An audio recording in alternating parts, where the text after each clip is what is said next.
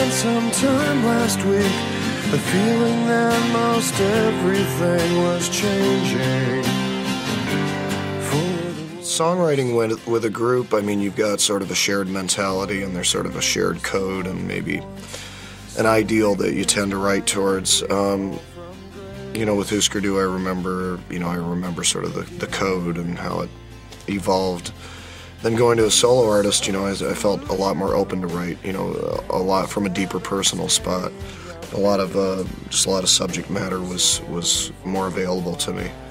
I think the biggest thing with songwriting for me is getting older, and songs used to be more the "why is this happening to me" kind of thing, and now it's just sort of "why is this happening," which is maybe more the mature view. But yeah, it's you know, it's definitely solo is more personal.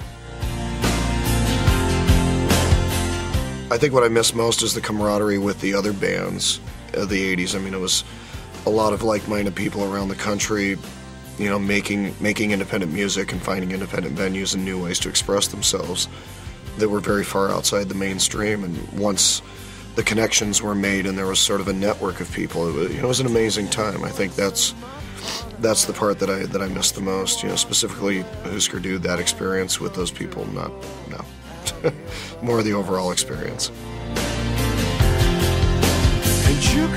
I started getting really interested in DJ culture and remixing when I was living in New York. In 1998, I put out a record called Last Dog and Pony Show, and at that time said, you know, no more rock touring. And, you know, in early '99 was, you know, engaged in sort of getting into a different lifestyle in New York City, one that was, you know, club culture and club music and electronic music.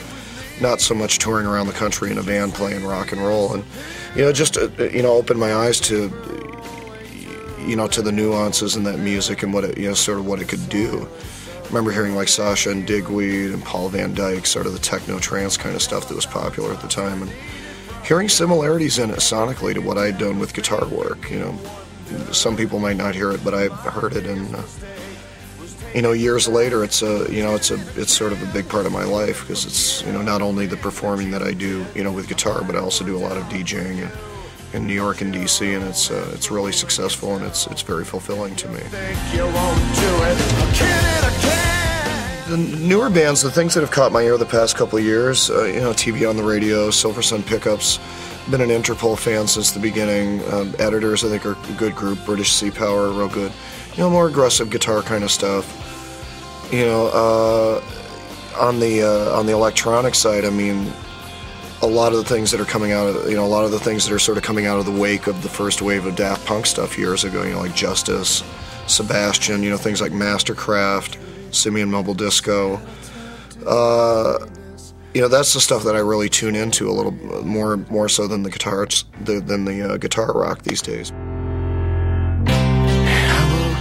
My own personal experiences, I wish in a way I had done it sooner. I wish I had done it a little more gracefully. It's not an easy thing to do, but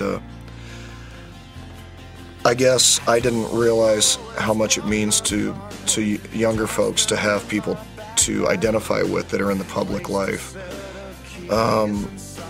Maybe because in my own personal case, I wasn't looking for gay role models. I was just sort of had my head down and did my work. So I didn't appreciate the value of that, I guess. So, now, many years later, I see the value of it, and, it's, I think people that are in positions of, humble to modest to great influence, should really consider doing it. Not so much for themselves, but for how it affects other people. And, it's a personal thing. Couldn't forgive the things that you